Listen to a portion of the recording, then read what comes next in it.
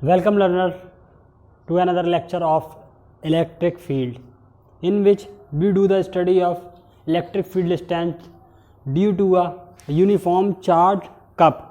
मतलब अब किसी यूनिफॉर्म चार्ज कप, ये हमारा कप है जो मैंने उल्टा रखा हुआ है, जैसे हमारी प्याला वगैरह होता है, ये हमारा उल्टा रखा हुआ कप है। ठीक है, अब इस कप पे यूनिफॉर्मली चार्ज डिस्ट्रीब्यूटेड है और उसके किसी एक पॉइंट, मतलब ये वाले पॉइंट पर, हम सेंटर पॉइंट पर इलेक्ट्रिक फील्ड की स्ट्रेंथ को फाइंड करेंगे। देखिए ये हमारा एक कप जिस पर यूनिफॉर्म चार्ज डिस्ट्रीब्यूटेड है पूरे पर, ऐसे कर मैंने मान लिया यूनिफॉर्म चार्ज डिस्ट्रीब्यूटेड है, इसकी रेडियस r। ठीक है, अब इस पर इलेक्ट्रिक फील्ड की स्ट्रेंथ को निकालने के लिए सबसे पहले हम इसमें एक एलिमेंट मानेंगे। ठीक है, ये हमारा क्या है, एक एलिमेंट। हम सारे सिस्टम में इलेक्ट्रिक फील्ड की स्ट्रेंथ को निकालने के लिए सारे सिस्टम में हमने एलिमेंट को माना है, तो इसमें भी हमने एक एलिमेंट मान लिया। क्योंकि इसमें एक सरफेस एरिया है तो इसकी डेंसिटी जो होगी वो सिग्मा होगी। ठीक है, इसका एरिया ए होगा और इस पर चार्ज क्यू, सब पर चार्ज क्यू होता है। अब देखिए इस एलिमेंट को जो हमने माना है, ठीक है, ये यहाँ से सेंटर से जो इसकी विड्थ है वो डी थीटा एंगल बनाती है। कितना? D theta angle. ठीक है, और ये अपनी वर्टिकल एक्सिस से थीटा बनाता है जहाँ पर हमने इसको माना एलिमेंट की, मतलब जहाँ पर ये सरफेस पर मिलता है वो एंगल थीटा और इसका angle D theta, radius R. ठीक है, तो हम जानते हैं कि हमें किसी भी चीज़ का आर्क निकालना होता है तो आर्क इक्वल टू क्या होता है, रेडियस इनटू एंगल। तो यहाँ पर हम ये वाला आर्क निकालेंगे, मतलब इसकी जो हमने एलिमेंट माना वो किस तरीके से माना होगा। देखिए एक हमारे ये बाउल, जैसे हमने उसको उल्टा रख दिया, पहली को उल्टा रख देते और इसके ऊपर हमने जो एलिमेंट माना वो इस तरीके से माना है। ये हमारी एक स्ट्रिप टाइप है। ठीक है, जिसकी ये विड्थ है, जो विड्थ है ये वाली है, देखिए ये विड्थ है, इसकी ये विड्थ है।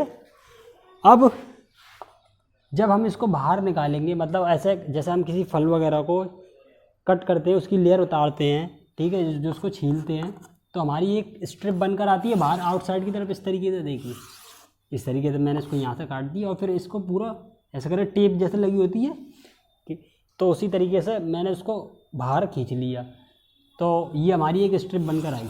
अब देखिए इसकी लेंथ कितनी होगी, इसकी लेंथ इसके पैरामीटर के बराबर होगी, जितनी इसकी पैरामीटर होगी उतनी इसकी लेंथ होगी। पैरामीटर की होती है 2 पाई आर, किसी भी सर्कल की पैरामीटर कितनी होती है, 2 पाई आर। अब देखिए ये रेडियस तो आर है, तो इसकी रेडियस मान लिया आर है, small are.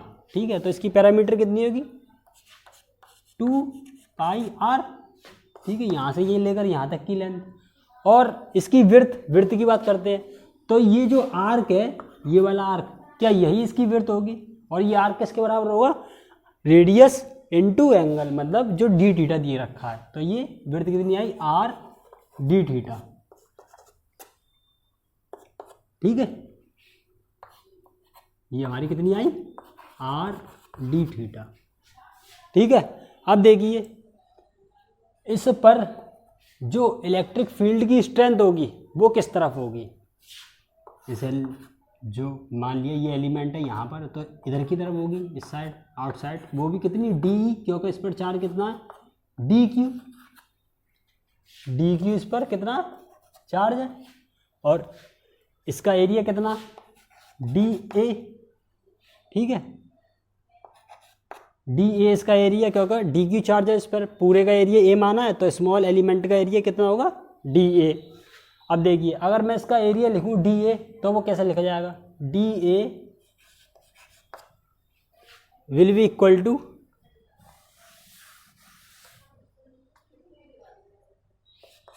Length into width. अब देखिए ये 2 पाई आर लिखा है, ये आर, ये वाली वैल्यू है, और ये किसके बराबर होगी, आर साइन थीटा के इक्वल के। देखिए ये आर और ये एंगल, और जो सामने वाला फेस होता है उसे साइन लिखते हैं, और जो थीटा के नियरेस्ट होता है उसे कॉस लिखते हैं। तो ये तो हमारा आर साइन थीटा आएगा। और ये कितना आएगा आर कॉस थीटा। ठीक है, बस ये डायग्राम बनाना सीख जाओगे आप तो पूरा आप इलेक्ट्रिक फील्ड की स्ट्रेंथ आसानी से निकाल लेंगे। सबसे पहले हमने एक रिंग बनाई, उस पर एक एलिमेंट माना जिसकी रेडियस आर है रिंग की, और ये हमारा आर्क आर डी थीटा आया, और जो एलिमेंट है उसकी रेडियस आर साइन थीटा, क्योंकि हमने एक्सिस से थीटा एंगल पर एलिमेंट को माना था। ठीक है, और ये इसकी सेंटर से डिस्टेंस कितनी आई आर कॉस थीटा। ठीक है, अब देखिए ये हमारी r is equal to r sine theta आ गई, तो डी ये किसके बराबर होगा 2 पाई आर की जगह मैं आर साइन थीटा रख देता हूँ, आर साइन थीटा।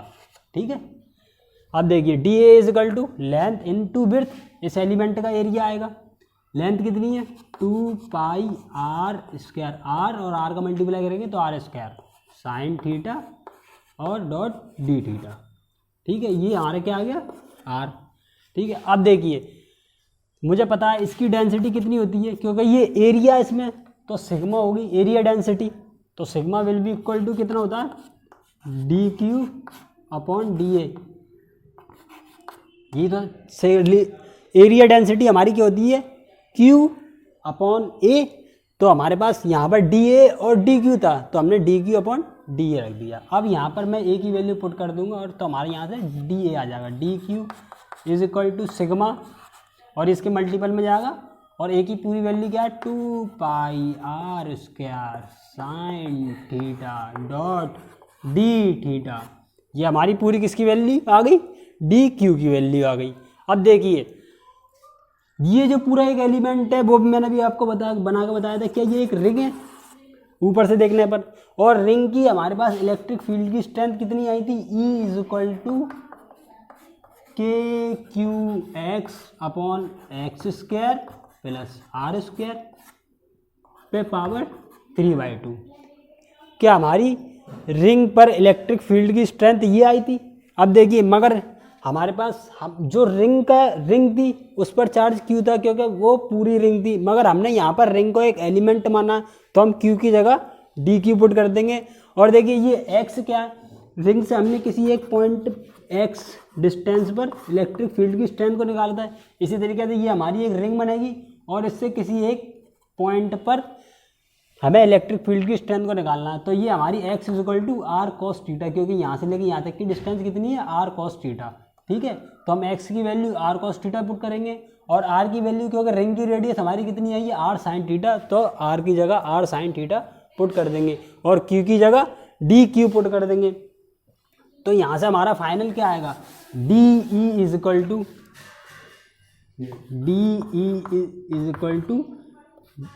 के d q x upon x square plus are square पे पावर 3/2। अब इस तरीके से क्वेश्चन बनेगी कुछ हमारी, ये हमें पता चल गई कि ये किसी एक रिंग की वजह से इलेक्ट्रिक फील्ड की स्ट्रेंथ है। अब मैं यहाँ से डी ई निकालूंगा अपनी पूरी की, इसको इंटीग्रेट करके तो हमारी पूरी किसकी आ गई कब की आ जाएगी पूरी।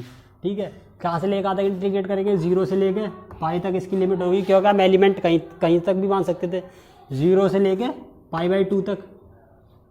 ठीक है, अब देखिए सबसे पहले मैं लिखता हूँ D E is equal to, इसमें वैल्यू पुट करूँगा डी क्यू की कितनी आएगी K sigma 2 pi are square sine theta dot D theta.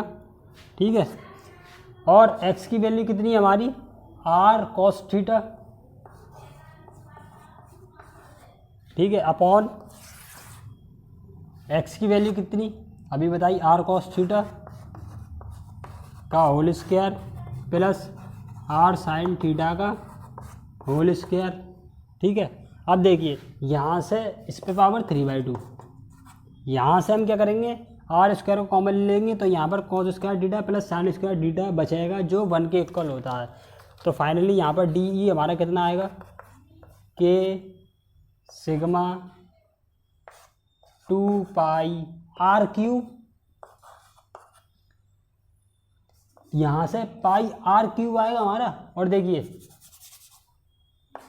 Pi are cube और 2 sine theta cos theta, sine 2 theta के बराबर होता है sine 2 theta dot D theta upon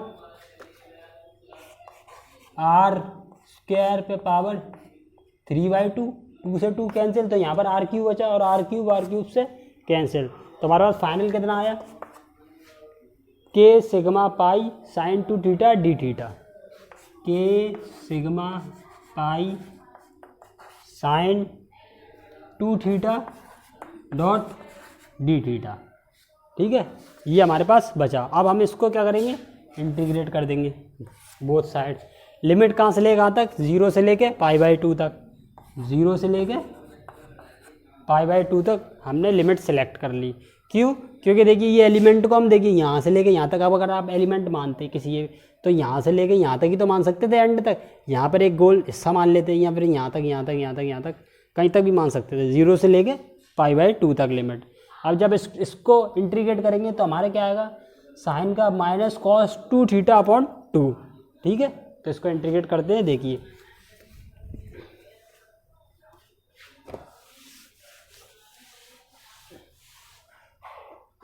तो यहाँ पर क्या आया, E इज इक्वल टू के की वैल्यू में 1/4πε0 पुट कर दूंगा, 4πε0 इंटू सिग्मा पाई।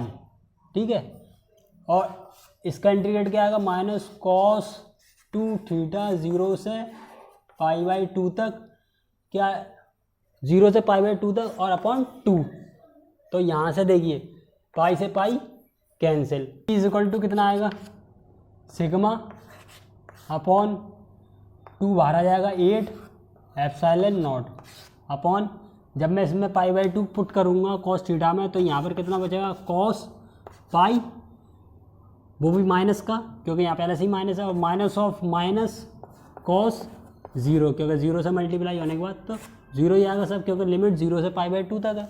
ठीक है, अब इसके बाद E इज इक्वल टू क्या आएगा, जब ये माइनस माइनस तो प्लस, और cos 0 1 होता है, और cos पाई की वैल्यू -1, और जो -1 से मल्टीप्लाई होगा तो +1 हो जाएगा। तो यहाँ पर 2 सिग्मा 8 ε0 आएगा, 2 सिग्मा 8 ε0 कटा। तो यहाँ पर फाइनल आंसर क्या आया हमारे पास, सिग्मा अपॉन 4 ε0। ये हमारी क्या आ गई, इलेक्ट्रिक फील्ड की strength due to a uniform charge cup at any point. तो अब आगे भी और डेरिवेशन करेंगे, ये इलेक्ट्रिक फील्ड का बहुत इंपॉर्टेंट डेरिवेशन है। ठीक है, आप लोग करिए और इम्प्रूवमेंट करिए। तो हमारे चैनल को लाइक कीजिए, सब्सक्राइब कीजिए और अपने क्लासमेट को और बताइए। हम यहाँ पर फ्री एजुकेशन देंगे आपको, 9, 10, 11, 12 सभी की बेहतर टॉपिक लेकर आ रहा हूँ, जो आपकी फ़िज़िक्स में इम्प्रूवमेंट करता है।